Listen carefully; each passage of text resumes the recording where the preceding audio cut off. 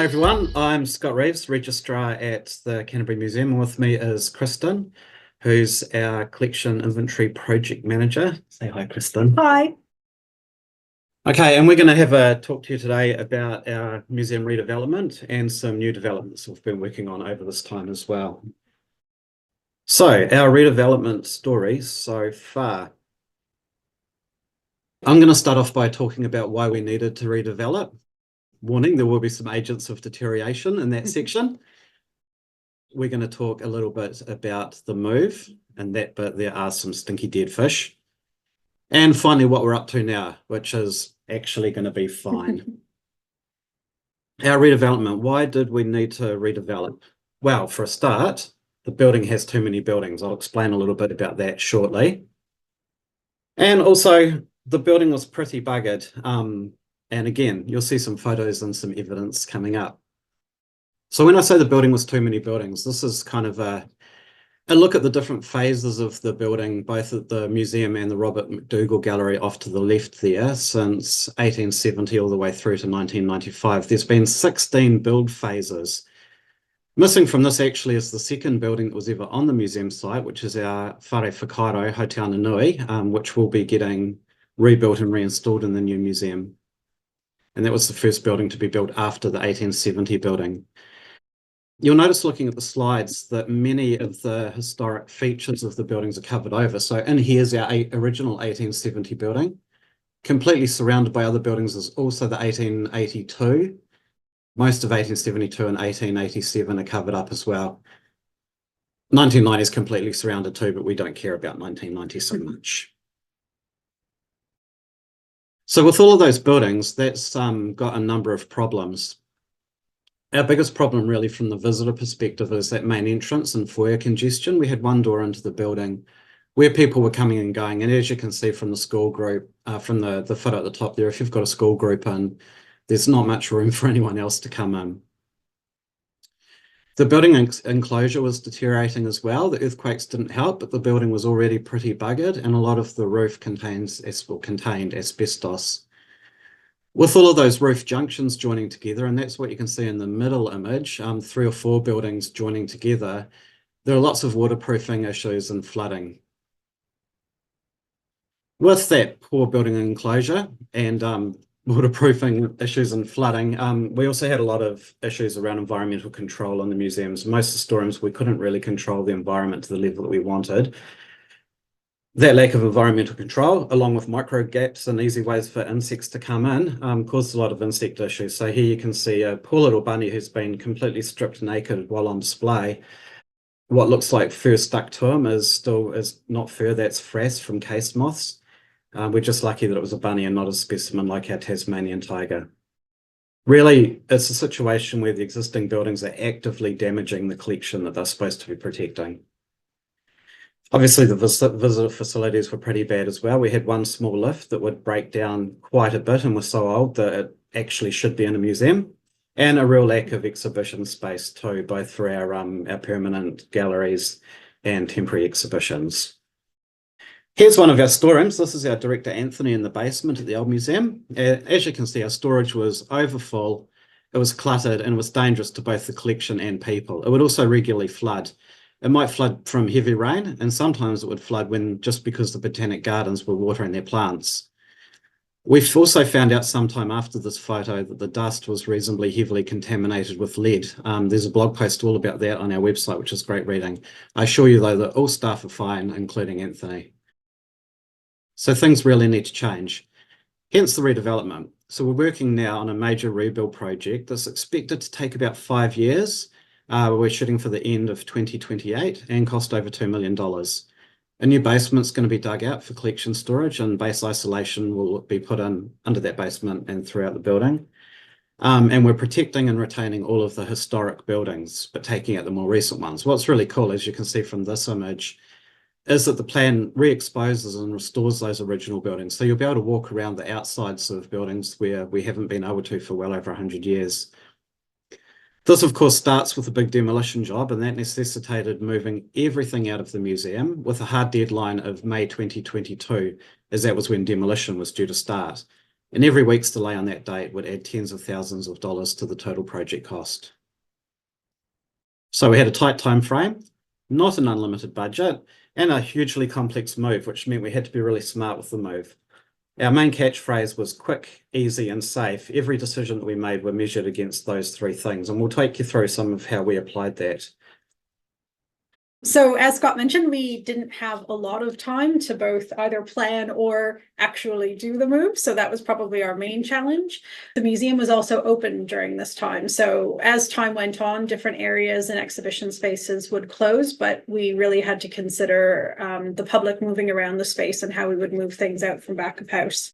We also had several collections teams, and we had to coordinate their work so that we ensured we had enough people where we needed them to be packing up and moving out. Also, the intention was that we would stop our regular work. So, for example, loans and image service and access. But of course, that didn't really happen in practice. So we did have to coordinate the pack up with some of our BAU work as well. Yep, the lift, which does often break down. So moving things from upper floors down was always a bit of a challenge with that one singular lift while we were still open. Staff on site, we moved several times. I think Scott and I probably moved offices 3 times as areas moved down. So in addition to the objects, staff were always moving within the space as well. We also decided to put on a new exhibition at the same time. So this was Shift, opening in a few months after we started the decant. It featured urban art that were on the walls in areas that were normally closed to the public, so different storerooms and back of house areas. So we had to carefully coordinate the decant and the order of the storerooms that we were moving out to ensure that these spaces became available for artists to paint up and then for the public to walk around in as well. Quickly mentioning just hazards as well. Before we started packing up storerooms, we would check Vernon for anything that was noted in that storeroom as being a hazard in itself. So that obviously lots of our hazards aren't noted on Vernon, but where they were, we would search this first. And you can see in the top corner there in our one-line display, we could easily pull out from Vernon objects that staff had to look out for. And we briefed staff as well on other things that they might come across in storerooms that they had to be careful of and notify. So, quick and easy. One of the things that we did was we tried really hard to standardize our materials for the decant for a variety of reasons. One was to keep that cost low. We could buy in bulk. We'd be able to use local suppliers, which is great. Like, I didn't want to have to buy a 20-foot container of bubble wrap. I just needed to know that someone in Christchurch had a 20-foot container of bubble wrap, and minimize the complication as well by minimizing the different packing techniques that we were using and the supplies we were using. We could keep an eye on when we were running out. Nobody was doing anything too complicated with the packing. That said, we did have to develop a new special few things, and I'll show some of those as we go through as well. We developed a packing manual, and here's a couple of pages from that. That was quite an iterative document, and I think even in the last month or so of packing the collection and moving it out, we were still updating the packing manual as people were developing new techniques and we were finding better ways to do things. We were fortunate in that most of the collection was already well packed in terms of storage. The main focus for us was to bring those storage boxes up to moving boxes. So a lot of the time, our boxes were pretty good in terms of protecting from side to side movement. It was just the up and down that we had to worry about. And of course, everything on display, though, still needed to be packed fully from scratch. Much of what we used to pack the collection's archival, and that's going to stay wrapped around the collection for years to come. This includes 73,000 sheets of acid-free tissue, which we use for scrunching and wrapping artifacts, 3 kilometres of jiffy foam, and even just closing the packing boxes required over 21 kilometres of packing tape. Some of the other stuff that we used a lot of what we call, I presume is called grenade wrap, which is essentially a smaller pallet wrap or cling fill. We'd use polythene sheeting between it and any items. Again, we've got the benefit of seeing the collections. It's also cheap and safe. So, for example, that's what's going on here. These items have been packed up quite nicely. We just needed to stop any downward movement. So the foam would be lifted out, a polyethylene sheet would be put down, and then some grenade wrap around it, hold in place, and then slipped back into the box. The other example on screen is what we called wave packing, which is a really effective method for packing some of our longer items, in this case, mower bones. Here's a box of birds, as we were throughout the project. No worries at all. Here's us using core flute drawer dividers to create compartments in the box for these wee chicks. Some more grenade wrap in use here.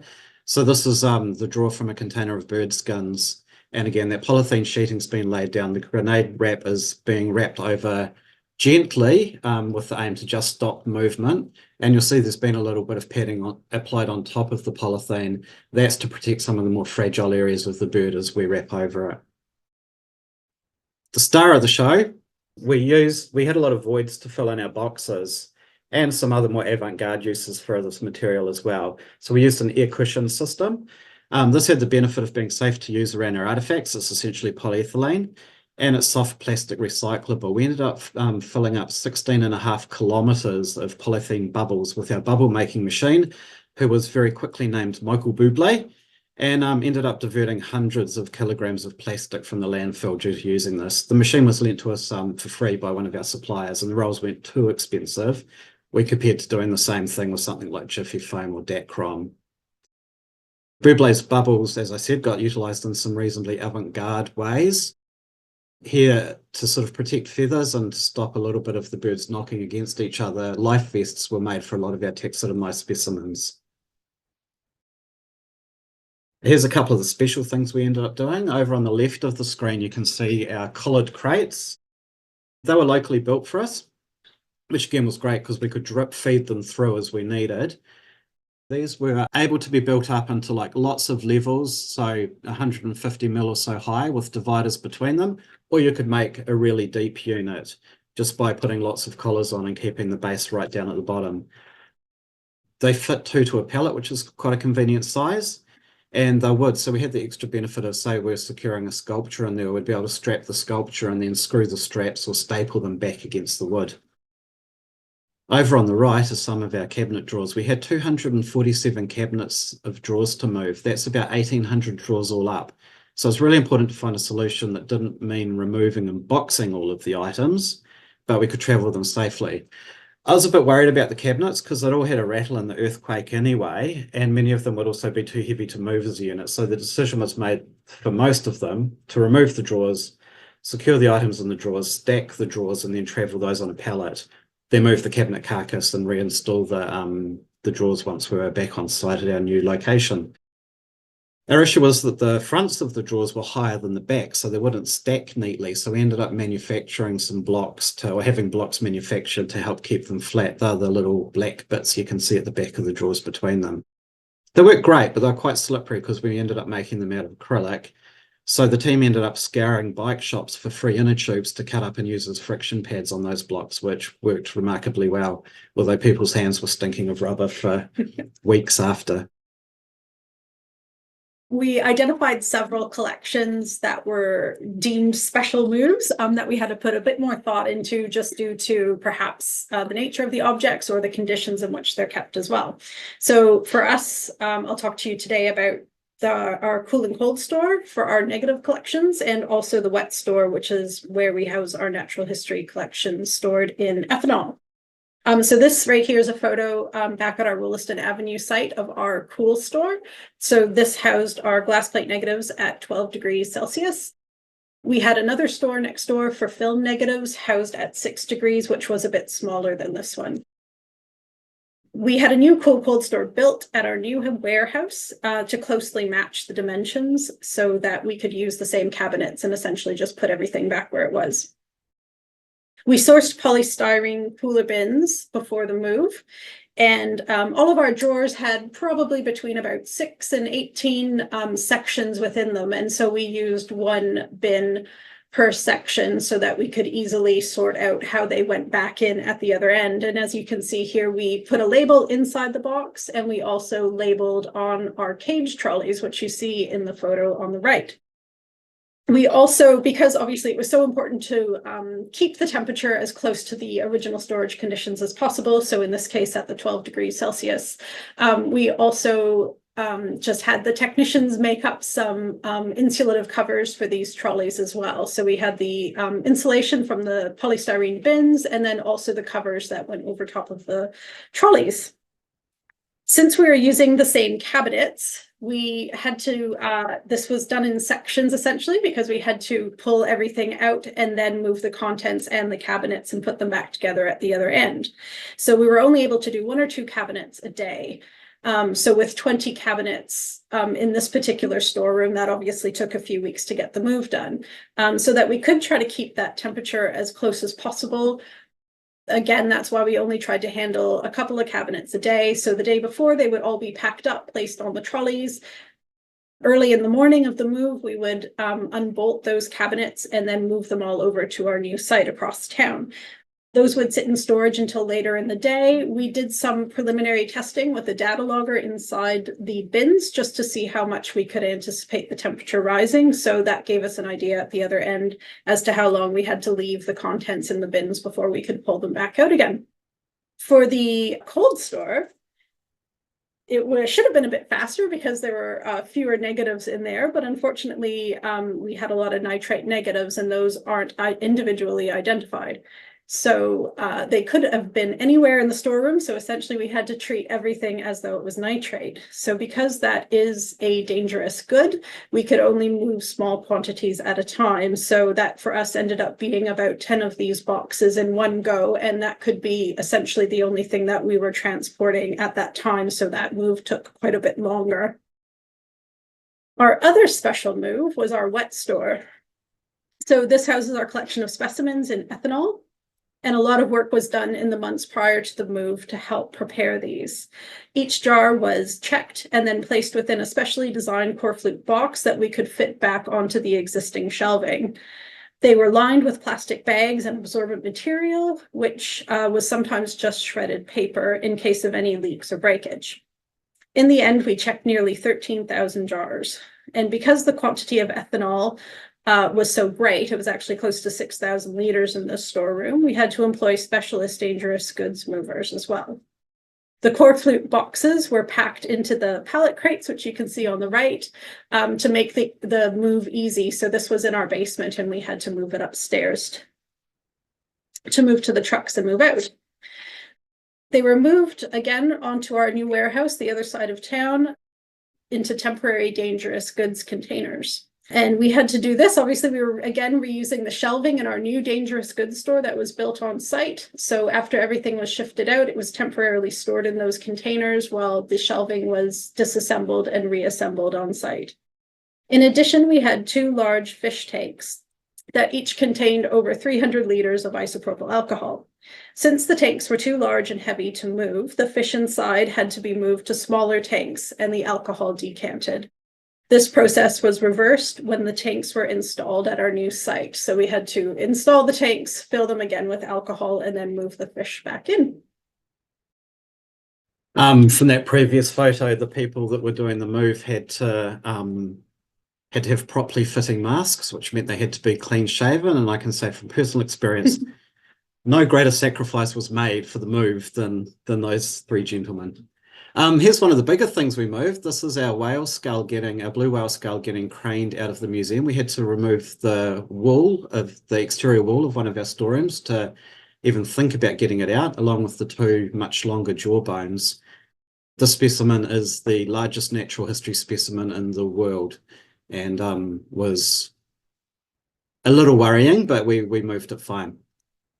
And down to the other end of the scale, one of the smaller things we moved, this is one of our techs deinstalling a Victorian doll's house bit by bit.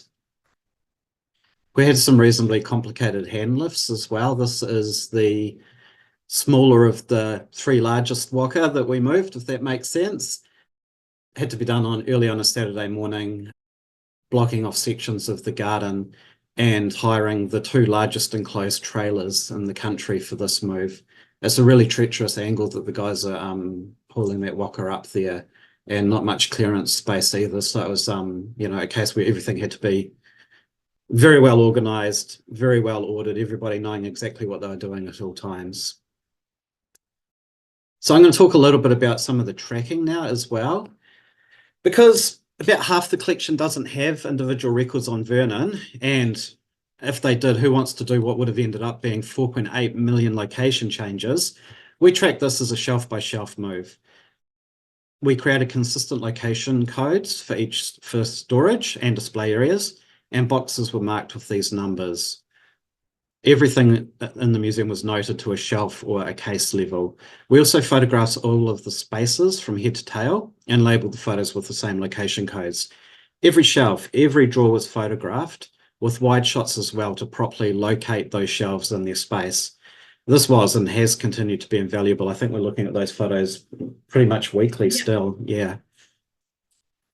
Everything that went on a truck had a transport unit number or a TU number, which is a unique number built from the room code that it was in, and then sequential numbering after that.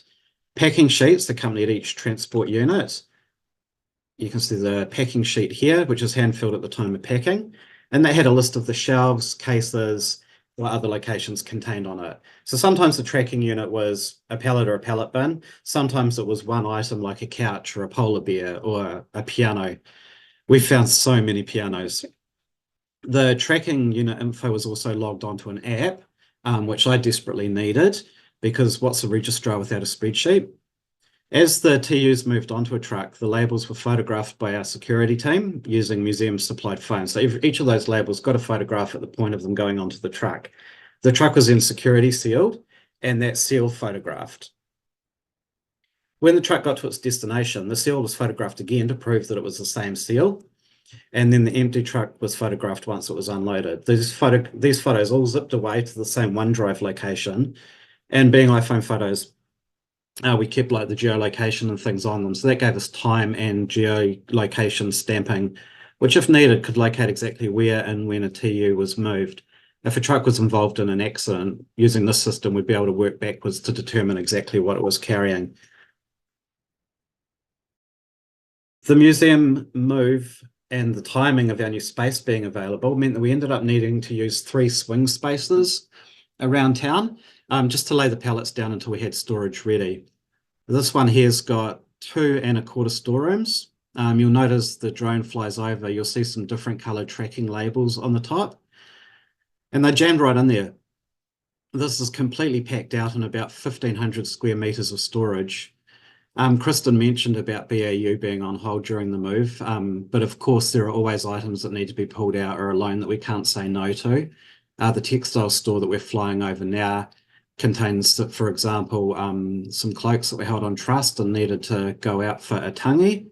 And probably 4 or 5 times we ended up in the storeroom trying to pull things out.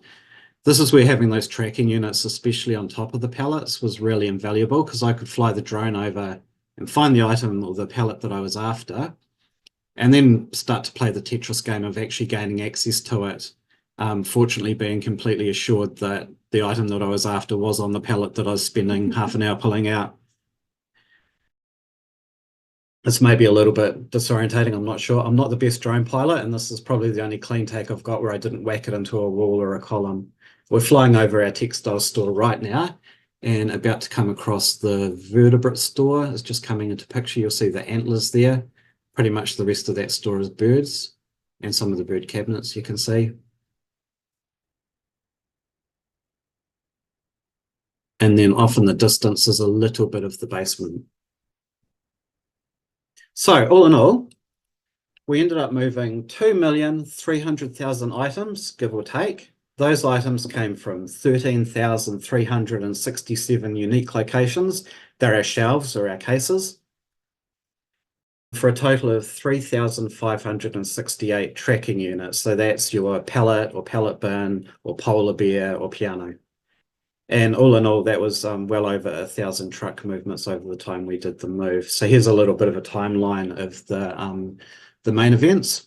We started prepping in the stores in late July 2022, and by September we had the first truck leaving.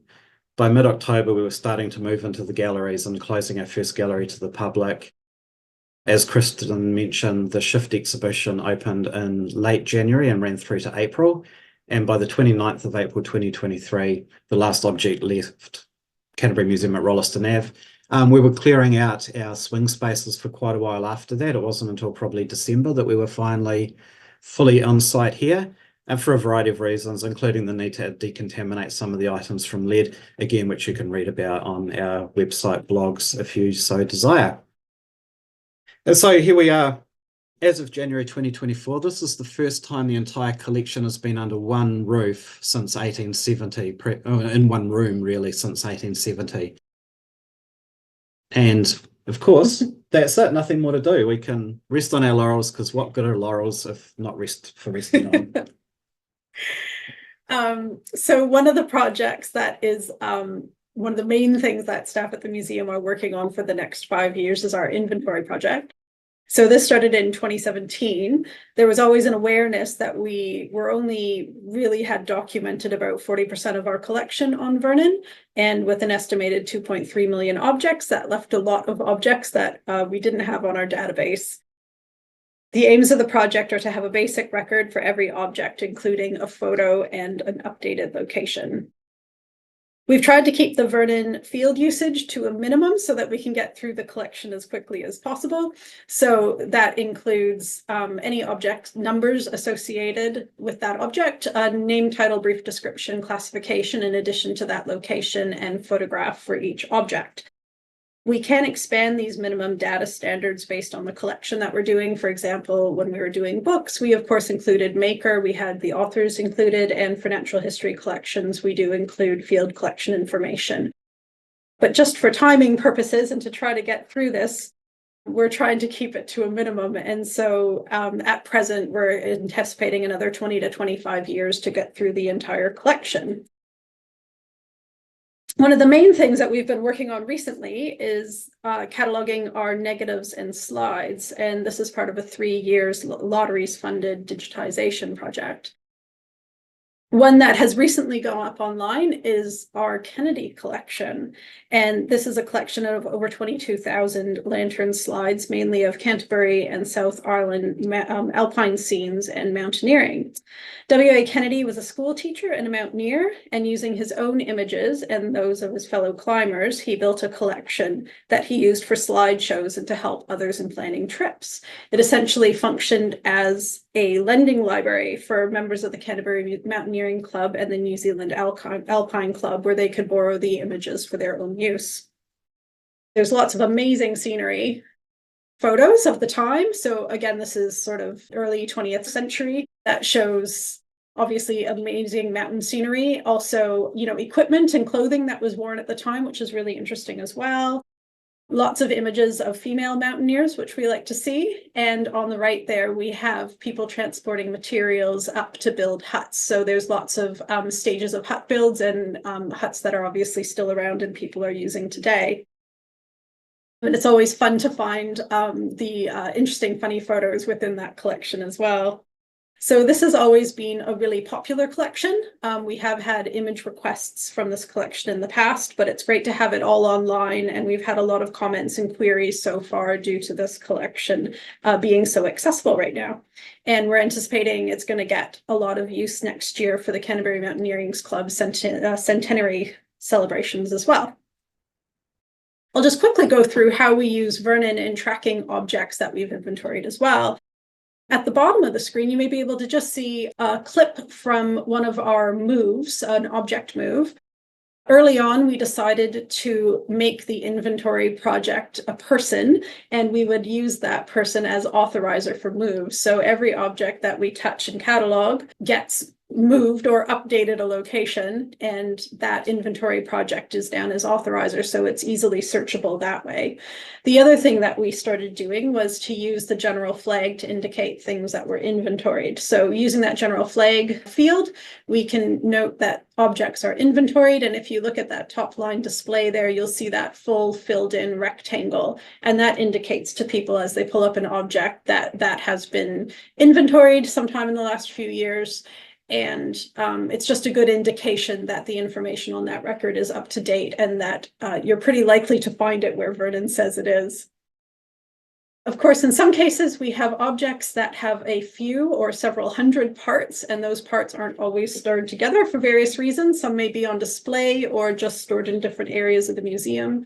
So as we tend to work through this inventory storeroom by storeroom, so we may not come across all parts of an object. In this case, we're still using that general flag field, but we're able to indicate that something has only been partially inventoried. So if you look at that one line display at the top again, you'll see it's a half rectangle. So that would indicate that we have only inventoried part of that object.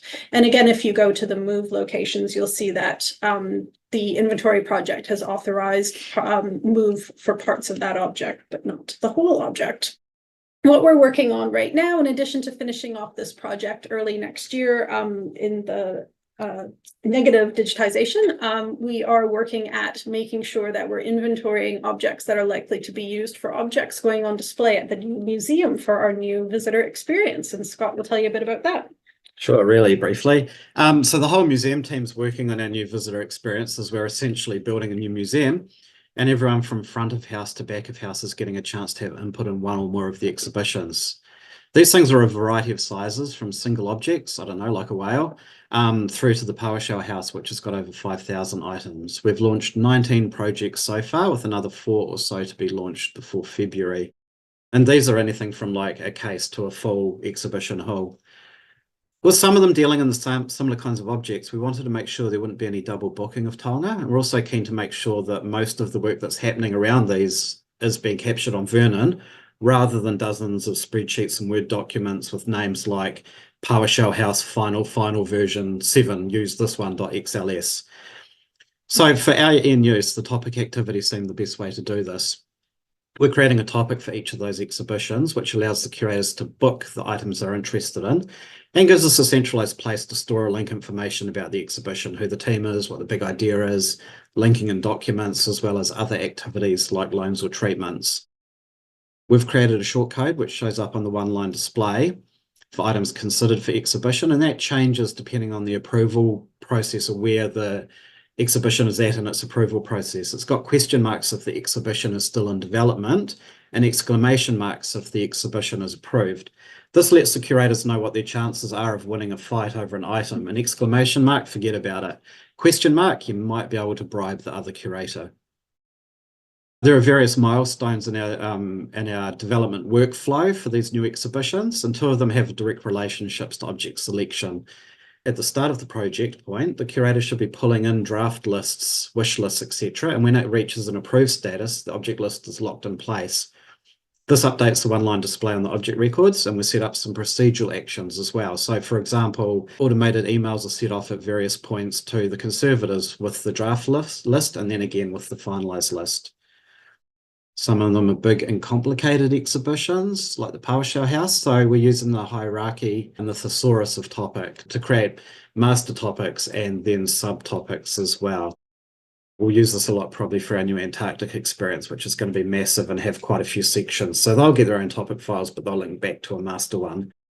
We're also future forward as well, having this information in topics and making sure it's consistent. And again, that object information being fed to us from the inventory work means that we've got some well-structured and consistent data, which gives us some flexibility down the line as we start to look at, for example, digital experiences, whether kiosk-based or online. I'm sure they'll be using some of the information that we're putting into topics. So in the smallest of nutshells, that is a little bit of what we've done and what we've been up to. Any of those sections we can rabbit on about for days. So if there's anything that we can't answer in the short time we've got left now, please feel free to contact Kristen and myself or through the info line at the museum, and an email will get to us.